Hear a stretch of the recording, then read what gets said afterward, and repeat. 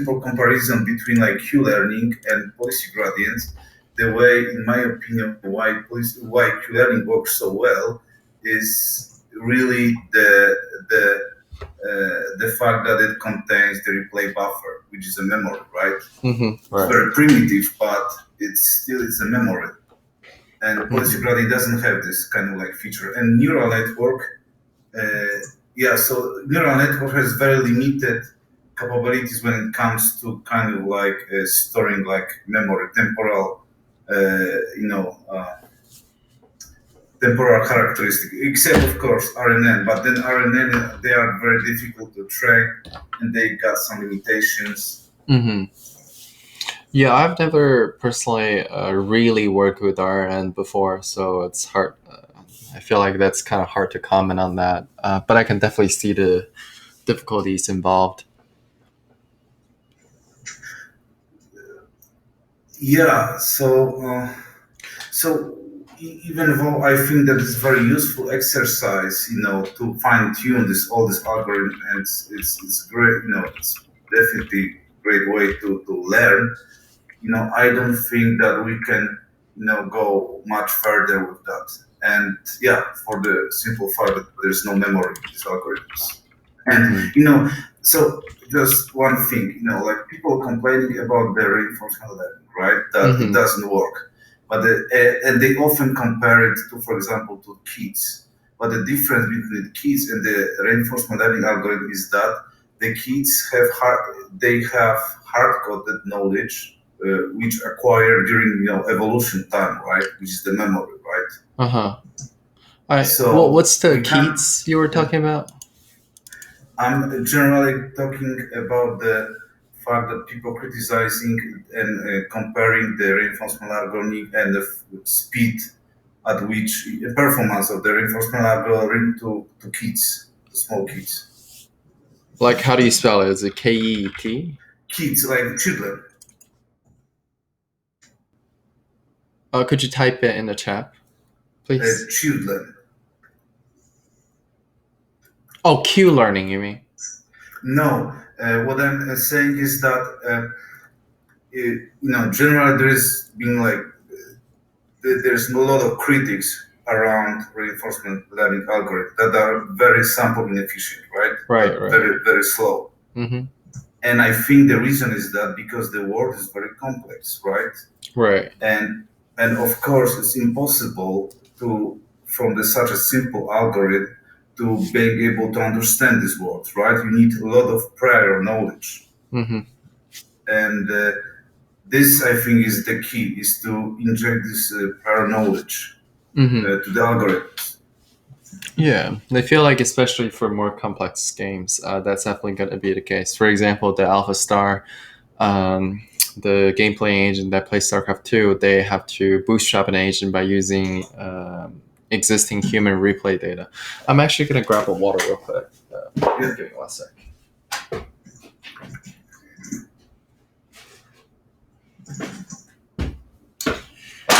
All right, I'm back. Hey, Ali, how's it going? Hey, I'm good. How are you guys doing? Pretty good. All right. Thanks everyone for coming. Do you guys want to go ahead and start the meeting? So I guess this week we'll talk about our efforts with the integrations and how we can go from there. So feel free to jump in, Rosalind, at any time. But I'll kind of go through the integration for a little bit. So basically, we added another file, PPO2 underscore continuous underscore actions. And then this is the refactored version of the PPO with all the code level optimization tricks. So for example, it has the running stats, which gives us ability to do observation normalization, to keep track of the standard deviation and means of running data, and then Z filter and And the reward filter gives us the ability to do reward normalization as well as observation normalization.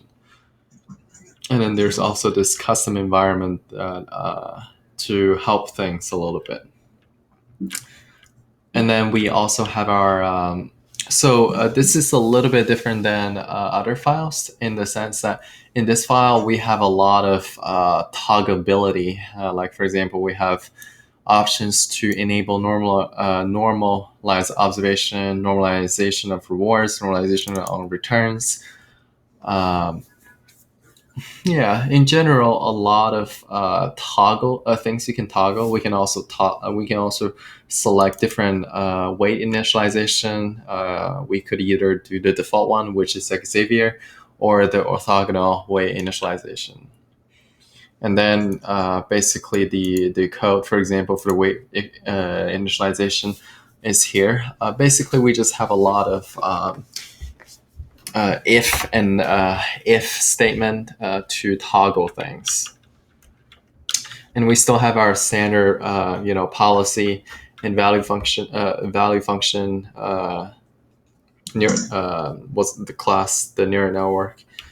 And then we also have the optimizers, but in this case, we actually added an argument, learning rate annealing, which is part of the PPO optimization paper that allows us to make the learning rate go down as time goes by.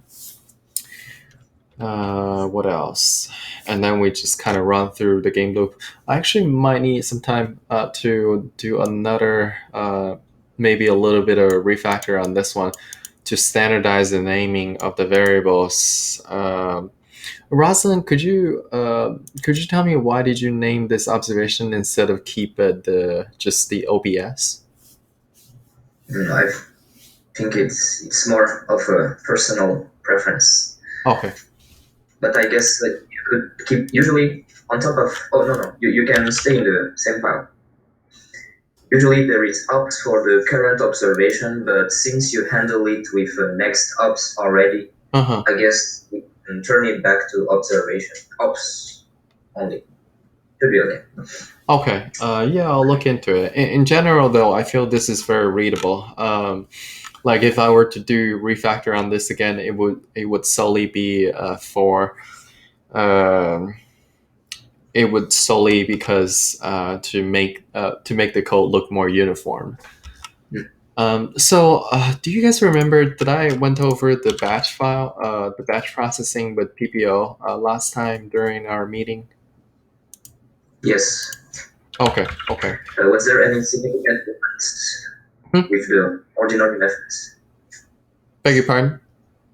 Is there a difference with the method without the batches, mini batches? Right. It's a little bit different, but I just wasn't sure if I went over this part of the code where we kind of talk about how instead of after the episode finished, we just kind of restart the for loop. But in this case, when we do batch processing, don't know if that's the right term, but essentially instead of finish it right away, we actually fill up the entire array towards certain length. So let's say the observation, if you set a batch length or episode length of 2000, then even if the episode finishes at the 12th time step, it'll just reset it and then to run the episode again until the very end of the 2000 time step. And then upon that finishes, if the game hasn't finished, we use the value function to approximate, basically to approximate what the return will be at the next time step to do the returns calculation. But in that case, basically all of the value functions and the log probabilities actions, they will be basically full with data. So it's a little bit more efficient in terms of when you do the gradient descent, I guess, because you're using more data and you're using less iterations of you're updating it using less iterations, I guess. I just go ahead.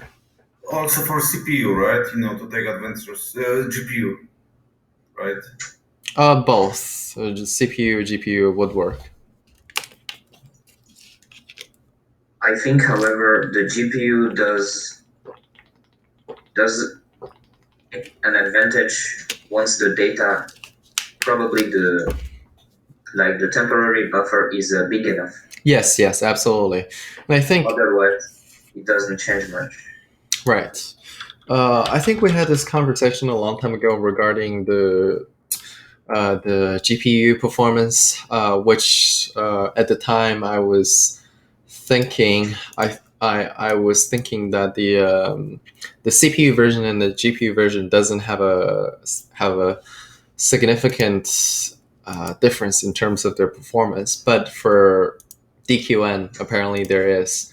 So for example, I did a refactoring on the using the convolutional neural network with the DQN, and look at the performance difference. So this one, I'm running this for 1 million time steps, and notice how with the GPU version it finished with 6 hours, and then with the CPU version, it runs for 8 hours, and it only runs for 1/10 of the total time step the GPU version had run. So this one ran, I killed it at 100,000 or so because it's running so slowly. And I use the same exact code. So if I go here, and I go here, and say diff checker,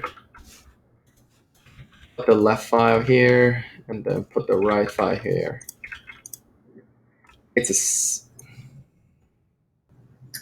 Oh, well, there's some minor things, but yeah, for the most part, it's pretty much the same. Has DQN applied to the image itself, or are you processing the image anyway prior to DQN? Yeah, the DQN, this particular case is playing Atari, so it's reading image data. So I guess that's another reason. Oh, yeah. Right. Especially it's doing a lot of convolutional operation. This would be much more optimized for a CUDA notation than a CPU. Right. That makes a lot of sense. So probably the GPU is only making the convolutional operations faster, but not necessarily other things. Like maybe with the fully connected layers, it's probably going to be the same. Quick question, if I may. Yeah, go ahead. In your DQN CNN, you also have a target network, right? Yes. So as you can see, yeah, go ahead. Okay. Well, you also update it following the usual, like using tau coefficient, right? So the CNN links are also updated. Actually, no. Actually, no. For the DQN, I don't use the tau. That's more of a soft actor critic thing.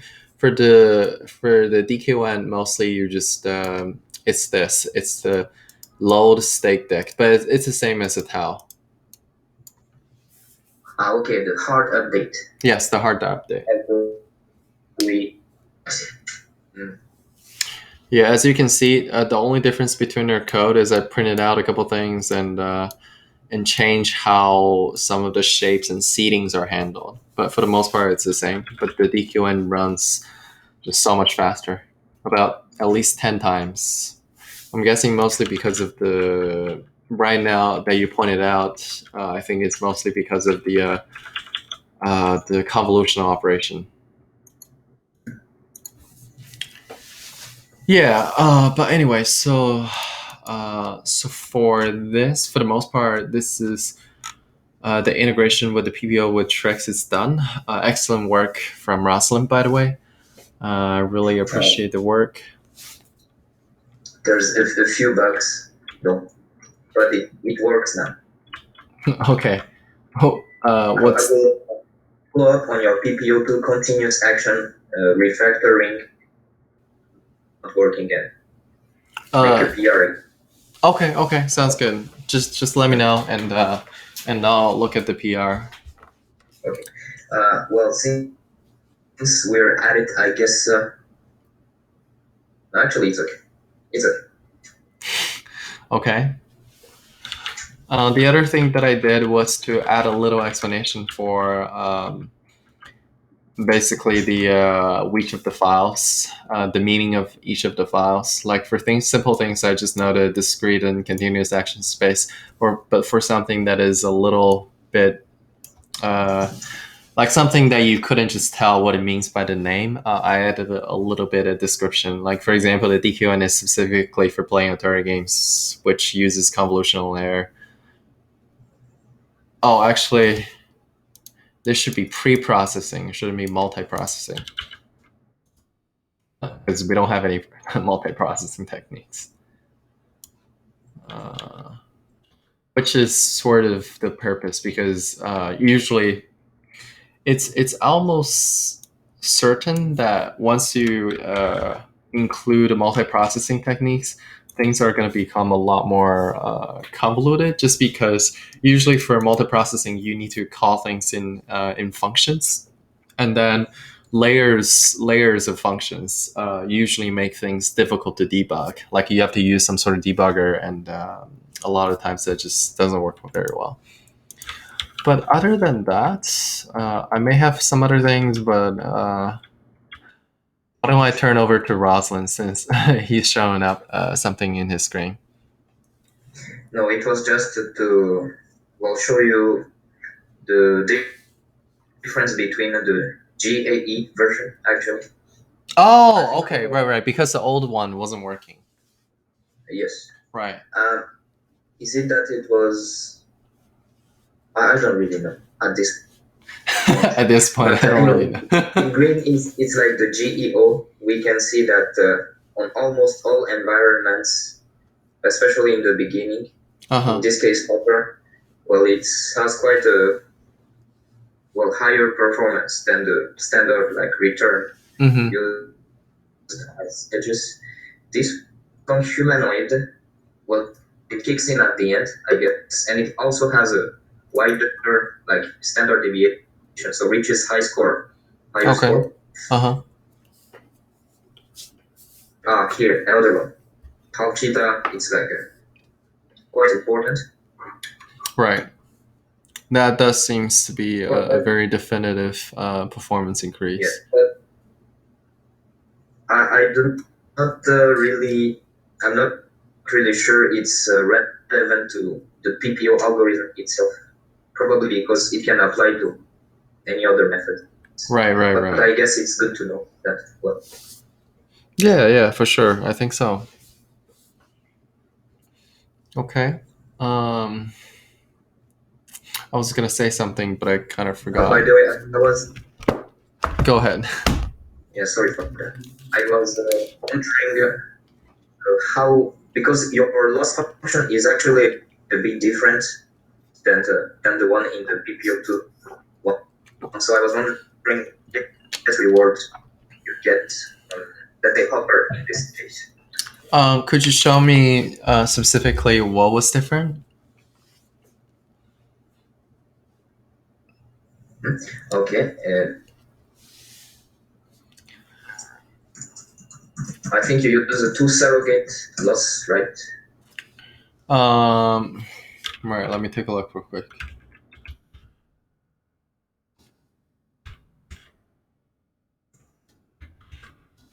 Which one is your current most up-to-date PPO implementation? PPO batch? Right. PPO batch would be sort of the batch processing. Yeah. That will be a lot more similar to the OpenAI version, I would say. Let me see. So here we have the ratio. Up to this point, surrogate 1, same 1, surrogate 2. I see. It has changed. Your screen is frozen for whatever reason. Is it just me? Can you guys see the update from Rosalind's screen? No. Okay. Maybe he can. Let me restart the screen sharing. Yeah, I think that might be a good idea. Also, like, is your internet different or something? I feel like listen to your voice has been sort of intermittent for whatever reason. I don't know. Yes, I'm actually in room right now. So. Okay, I gotcha. Okay, so did you say they're really the same, or there's a difference? It seemed to be brothers. Yes, I think it's mostly the same now. There is we can also take a look some coefficients. Is it back, by the way? Yeah, it's back. I can see what you posted there now.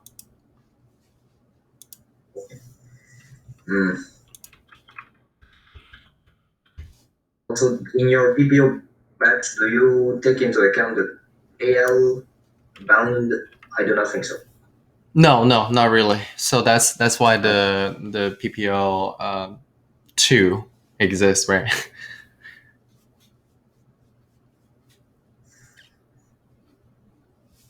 Yeah, I didn't put the KL bound in there I see it.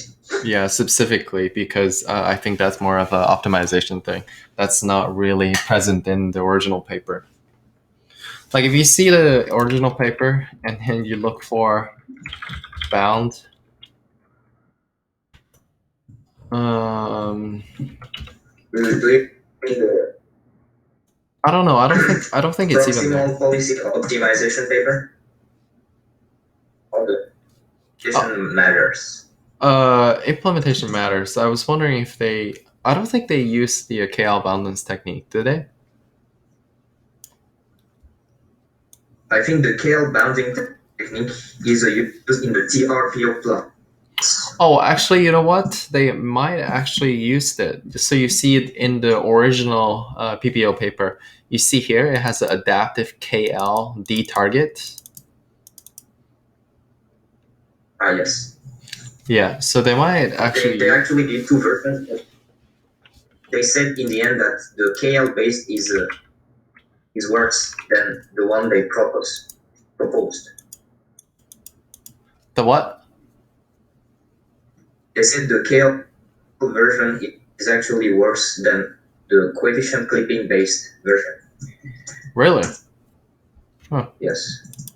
Like the penalty is this one, right? Adaptive KL penalty coefficient. Right. At some point they said it's better to just use the PPO, maybe more efficient computationally. But I think it also has to do with the way they do the updates, and they. Oh, it's also a little different, right? Because this is not like stop. Right, they're using some sort of coefficient, like the B times the KL divergence or something like that. But it's not really. It's not the same as the way that was implemented in the code that they stopped the update. You know. Yes, indeed. So it's actually a different technique, I see. Right. Yeah. So this is a KL penalty coefficient. The one that's in the code that's actual KL cutting. Like My bad. No. My bad as well. My first time reading this as well.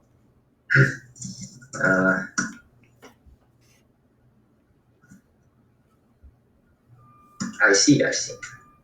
Yeah. Okay. So it's not really mentioned in the original paper, and if I'm correct, that's also not present in the implementation matters repository as well.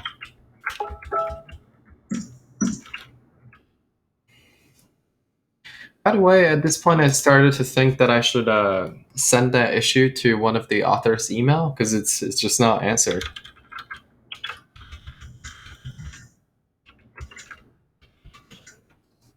Probably. Yeah, I'll try that.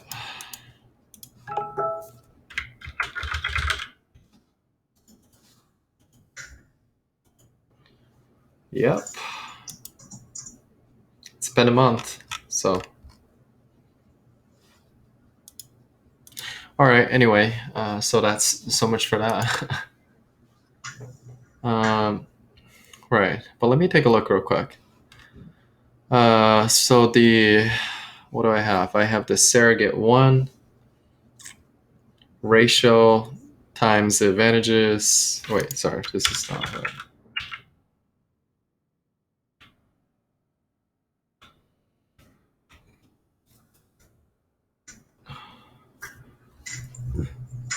ratio times the advantage. Surrogate 2 is equal to the... Okay, I couldn't see that anymore.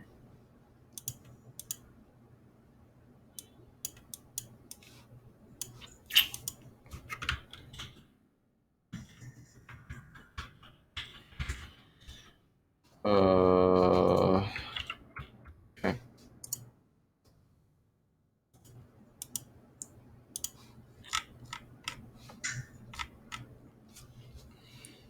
I'm just looking at the code, make sure I got the clipping right. So I have the surrogate 1, which is just the ratio times the advantage, and the clipping is that is the ratio. All right, ratio, clipping the ratio times the advantage,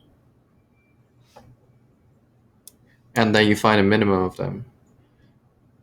Yeah, I think so. I think for the most part it's correct. All right, anyway. But yeah, so I think that sort of, for the most part, concludes our PPO integration. For the most part, there's something to be cleaned up, but for the most part, it's done. One more. Yeah, go ahead.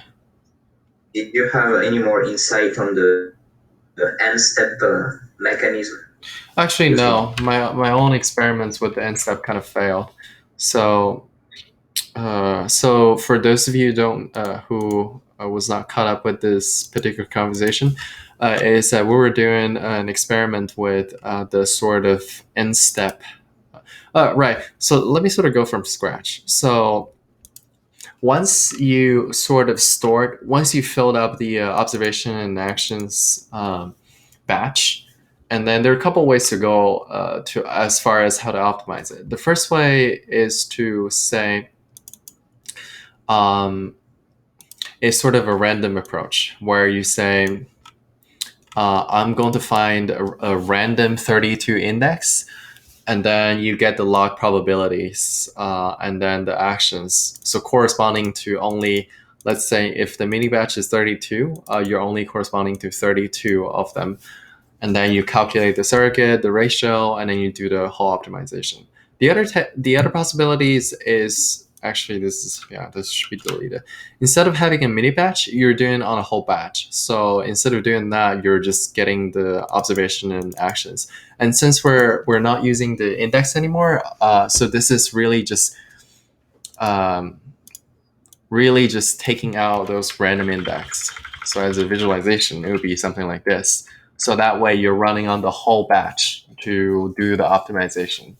And the other possibility, which I was trying to investigate, is sometimes what people do is they run the algorithm for 5 time steps, and then they do the optimization right away. And then they ran the algorithm for another 5 steps and then do optimization. But I wasn't able to really reproduce anything with that. Like when I try to run it, the performance is just really bad. It doesn't learn anything, and the logics explode. So that's something that I'm still trying to look into. But if you want to look at it, an example would be baseline. So if you look at stable baselines and then you go to A2C or PPO, you'll find that in A2C, so A2C is a more prominent example. If you find they have this parameter called Nsteps. And then I think it's the case that they'll run the environment for Nsteps. Right, this is the A2C runner, right? So they'll run the environment for Nsteps. In this case, they'll run it for 5. And then all of a sudden, they're trying to do the optimizations, I think. Right. But the other issue is that, so this is an A2C runner. I would imagine they're running this for sort of maybe 6 environments or 18 environments at the same time. And then they just combine the Nsteps the results from the Nsteps together and to do optimization. So that's also a little bit different. So can we think about this like a TD, more TD?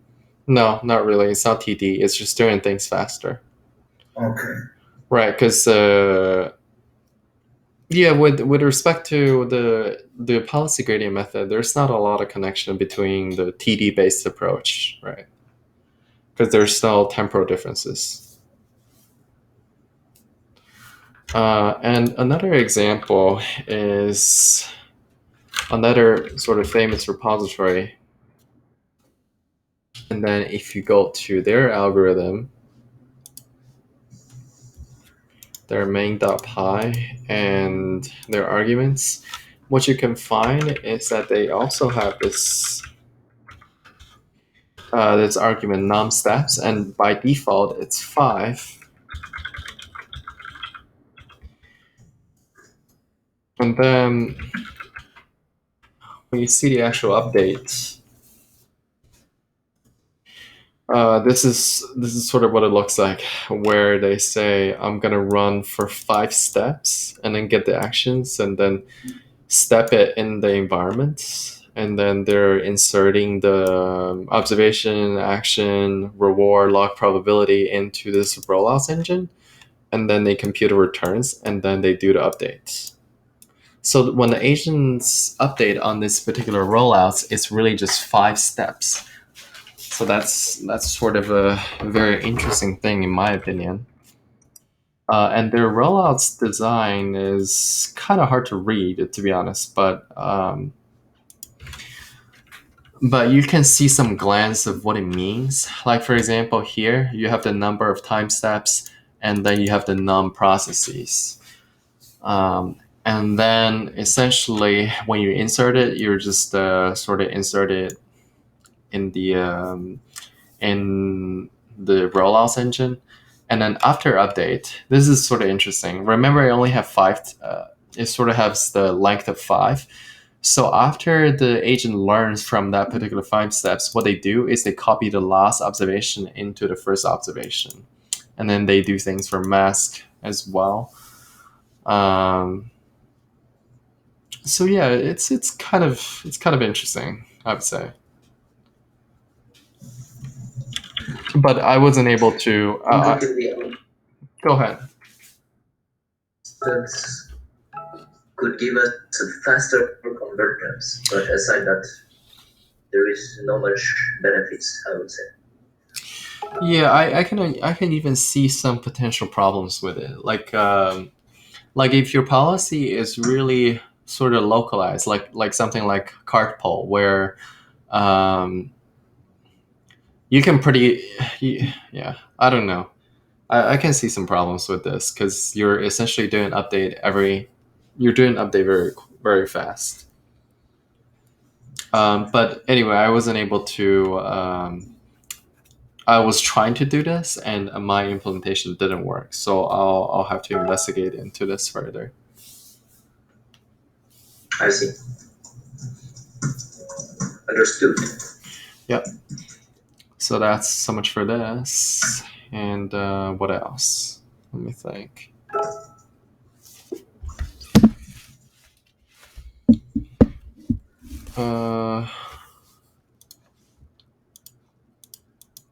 Right. So I think maybe it's a good time to spend a little time talking about the next step for the next monthly development cycle.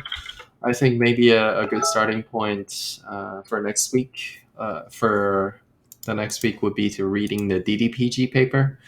It has been one of the most influential papers in the deep reinforcement learning world. It's also fairly recent, only 4 years ago. And I know the other algorithm, TD3, which is based on DDPG, is one of the state-of-the-art algorithms. So I think maybe for our interests, it would be very interesting to implement DDPG first, and then maybe after that to implement the TD3. One question I had was, do you think any of these techniques and tricks would work also for soft actor critic, such as the initialization, the annealing, and the clipping. I would think so. Yeah, I would think so. Because a lot of these techniques, they seem very general. It's like just making data to look more normalized. You know. Um, of course, I wouldn't know for sure, but I think it may be a more general technique. It might also be worth making a SAC2 with the same improvements and doing benchmarking. Hmm. Beg your pardon? And I'd say it might be useful to also make another script for SAC, the SAC continuous and SAC. Right. I got you. Yeah, for sure. Yeah, that would also be an interesting topic to look into, I would say. Since I'm actually working on that. Are you working on the? Since we already have the SAC with the diverse, mainly observation and reward normalization. With the other algorithms such as DDPG? No, for now I think of applying to SAC since it's the Right. I see. Although I would say for this for the SAC, it's a little bit different, right? Because it's not exactly policy. It's policy gradient, but the additional objective of yeah, its subjective is sort of different. But I think the normalization should still help to a certain extent. I just wonder if it messes up the other entropy objective, or does it also keep it? It should be pretty much the same. I don't know if you guys see this, but a couple should have taken note. But a long time ago, I was seeing that highly optimized SAC.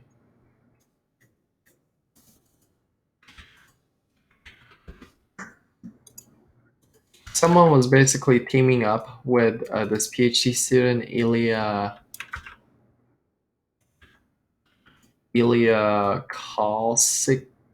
Kostrikov, to come up with the highly optimized soft actor critic. I remember I was reading about it, but now I don't know where it is. So that's kind of a shame.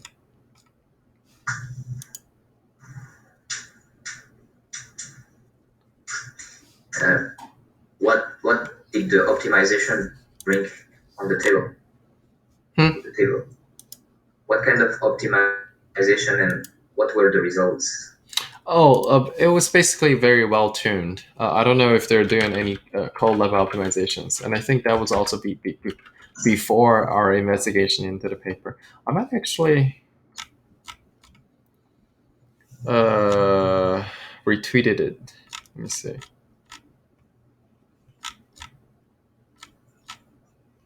Never mind, I don't think so. Well, that's a big yikes. Yeah, sorry guys, I don't think I have it.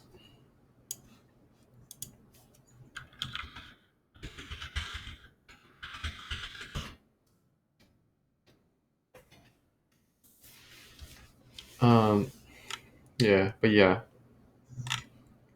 Oh yeah, it's here.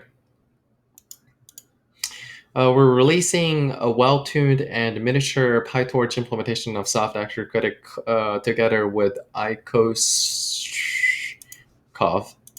And then yeah, like if you see their performance, it's just very well tuned compared to our results. Like obviously they probably spend a lot of time tuning the hyperparameters, but their results is quite impressive. Let me see where is their repository. Do you have something to say? I just wanted the link, but I guess I can. Oh yeah. I'll just send it in the Hangout chat right now. Wanna just open it? they're able to do the cartful balance It also Platform does. integration. Yeah, it also does seem very simple.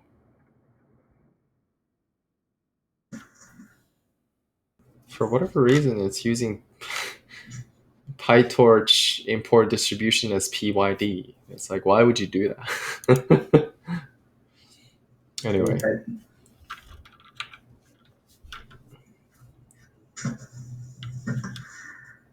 and it has some weird dependencies. Like, what is Hydra? That's a Facebook thing for pipelining, Huh. making Okay. scripts that all on other scripts. Framework for elegantly configuring complex applications. Yeah, I remember seeing a blog post about it, but I never tried it out. Yeah. Okay. Let me see. You have to make a YAML file for what you want to run, and it's kind of like a make script, but for complex things. Yeah. If you look at the everything, it's actually rather simple. Just have a lot of.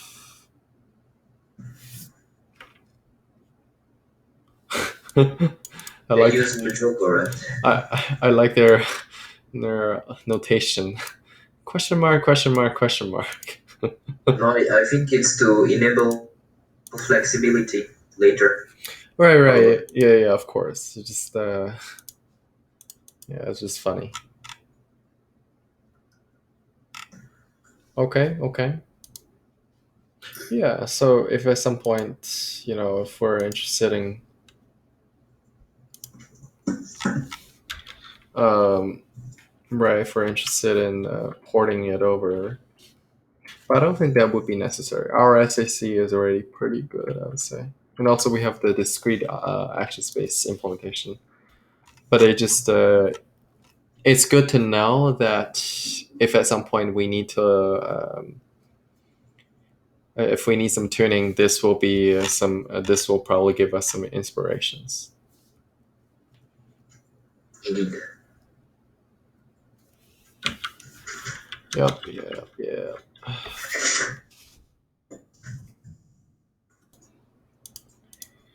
But yeah, I would say for the most part, that's about for this week's work.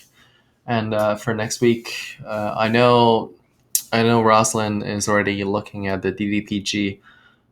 He actually already implemented part of it apparently, but next week I'll start looking at DDPG's paper and come up with the slides. Unless one of you wants to do the presentations, in which case let me know, and we can try that.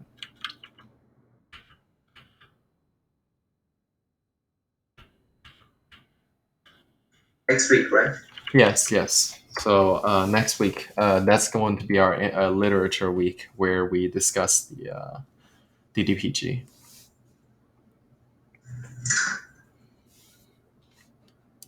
And if we look at its stable baselines,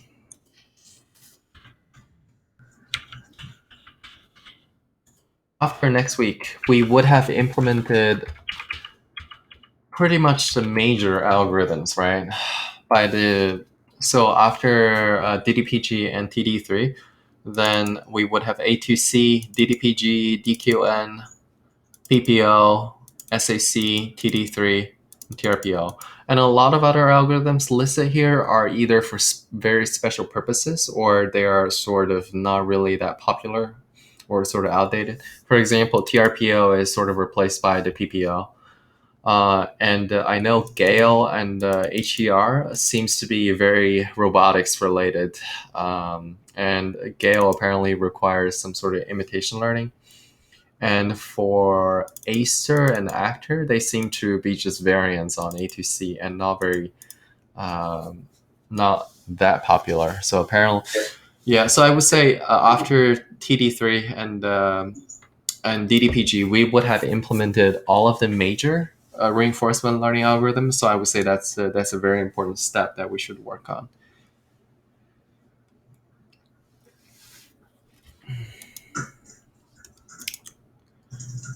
But yeah, that's about it. I don't know. So for the Unity, I have a sort of a anecdote. I don't know if you guys would be interested in knowing. Um, so I looked up the ML agent, which by the way is kind of, I don't know if you guys tried it, but it's very difficult to compile. Apparently, It's TensorFlow, right? yeah, it uses TensorFlow, but I was really just interested in a gym environment. I'm never interested in training the Unity environments with their scripts. But regardlessly, so apparently, if you want to compile one of those environments, you need to download the Unity editor, which is a GUI. So, which makes it not very friendly for, if you just want to try it out without creating your own environment, or if you don't have a desktop. Like it, I mean, if you just wanted to run in the server. So that's like a huge issue, at least for me. And I actually raised that as an issue in their GitHub repository. Oh wow, they changed the notification page. Interesting.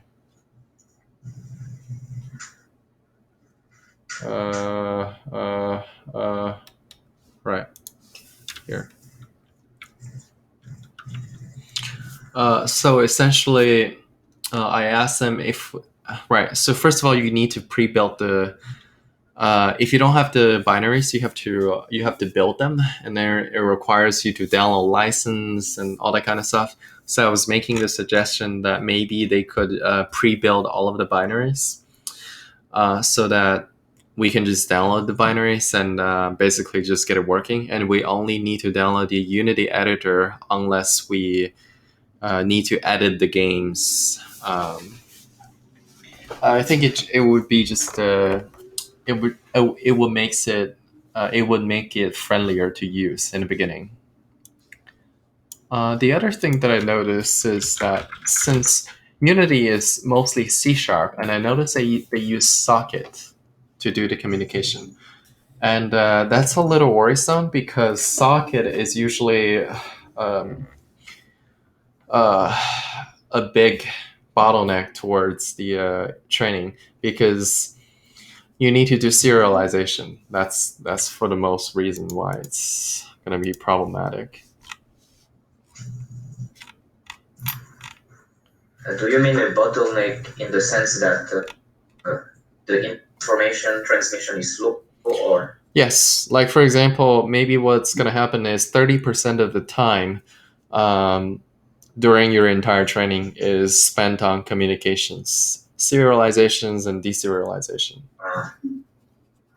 Yeah, that's really strange that there is no Python bindings for it. Because there's not, but they can. Like if you write a C++ version of Unity, then you can do Python bindings. Then it's going to be really fast. But they don't. But there are workarounds. Like for example, I was making the suggestion of using PythonNet, which is very interesting. What it does is it enables you to do something like this: import CLR, and then you can do from system windows.form import form. So that's just a way for you to sort of call the C# directly to do native communication. And that's what I do for my project as well. So that's the gym micro IPS. And right, essentially you have something like this.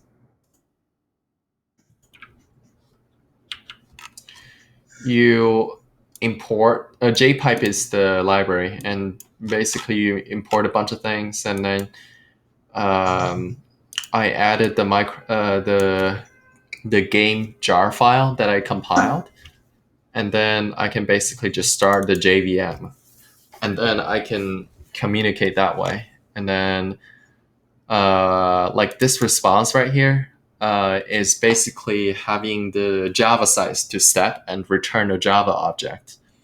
And then I can convert it to a NumPy array. And that's so much faster. I remember when I was first doing it, because one of the issues I was trying to do, one of the things that I was trying to do is to poured over some images from the microRTS into Python so that I can create a video of it by using the gem monitor wrapper. But I remember when I was using Socket to do it, it takes about 30 seconds or so to do 200 time steps. And now I'm using this Java native interface. When I do the call, I think it takes less than a second. So it's a significant speed up. And it's not only the speed itself, it's more of a going something from not acceptable to acceptable, if that makes sense. But yeah, that's just something, some fun facts about the Unity, I guess. Is there any interesting task over there you want to try?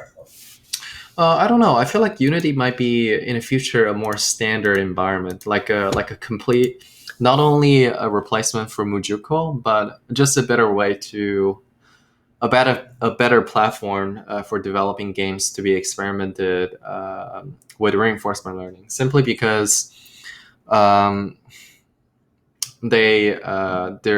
binaries are cross-platform. You can run it anywhere, pretty much.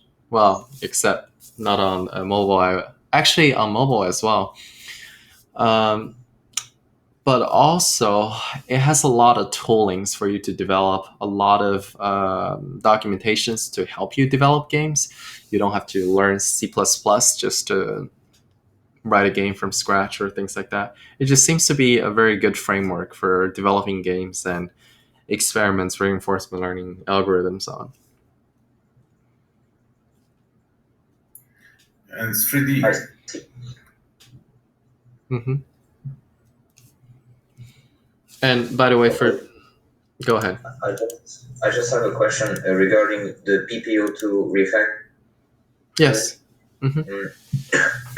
Especially concerning in the custom environment. Right? Yes. At some point, to enable or disable, for example, state filter reset.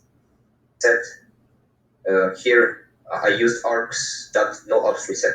Mm-hmm. But this definition, are you sure that since the arguments are actually defined later, but the problem is as expected? Right. But the problem is when you call the custom environment is later down. So see where custom env is actually called.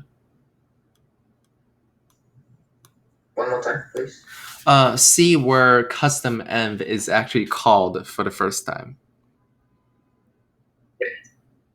But since there is no reference to, did you try to run the code?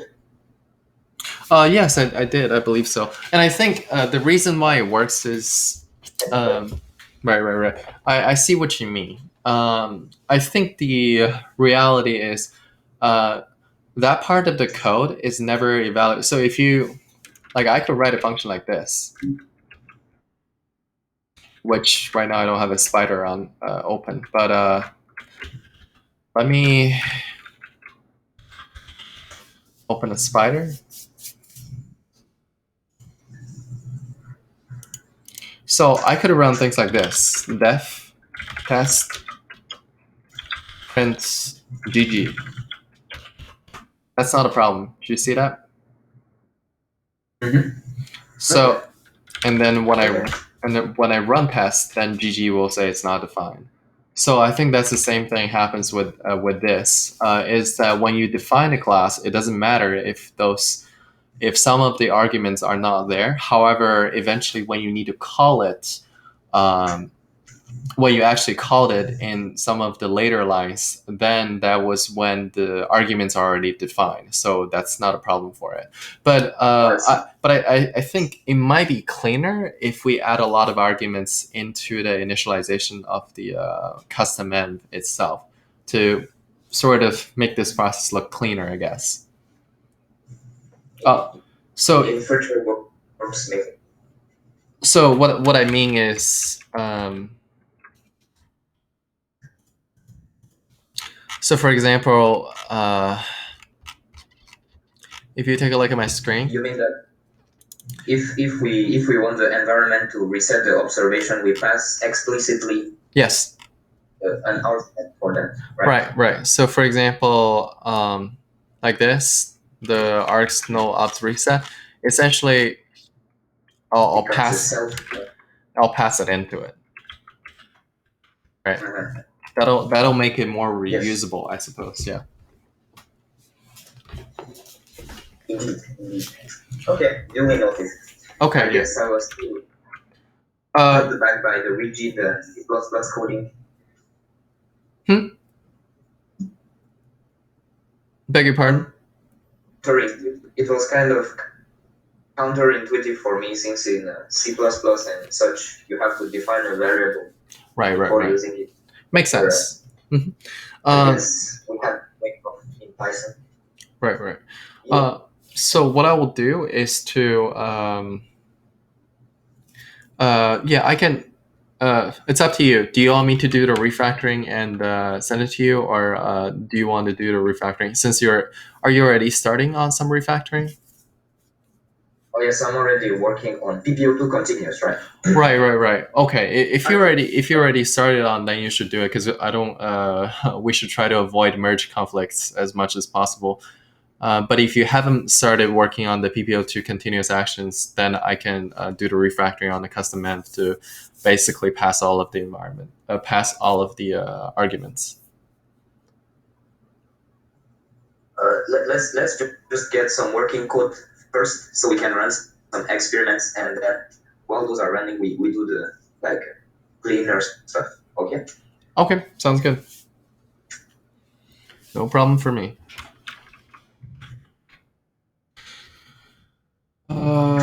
But yeah, I think this is about it. And our time has sort of come to an end. Anyone have any more questions or comments?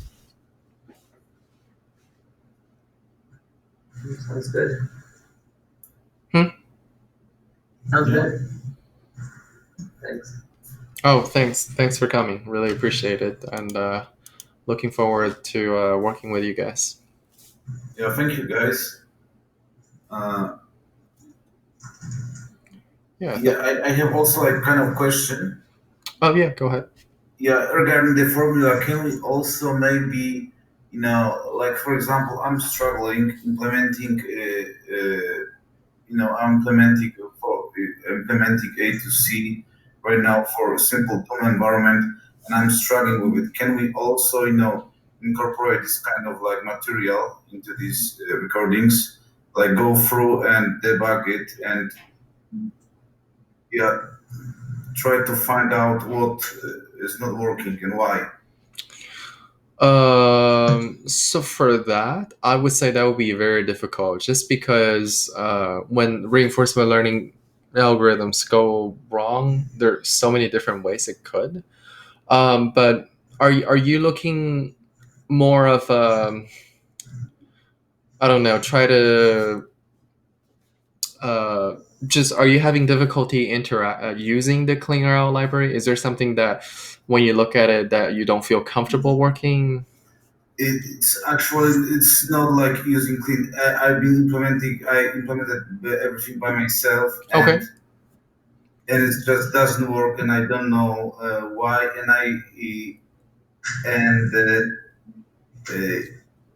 I know that it's something very little which is wrong. Yeah, but maybe you're right. It's just would be probably waste of time, to try to find out. Yeah, unfortunately, that's kind of the situations.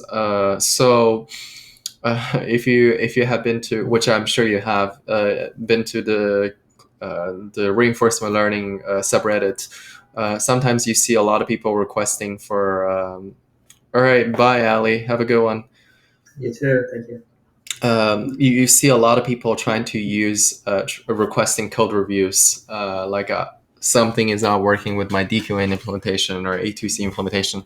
It's usually something that is very minor, that doesn't quite work, but it's very difficult for people to read because you have different assumptions, different code structures. So that's why that's one of the motivations for this CleanRL project, is that for the most part, the code is very simple, but more importantly, it's just a skeleton, meaning that for example, when Rosalind and I are working together, one thing we would do is to try to keep a majority of the common structure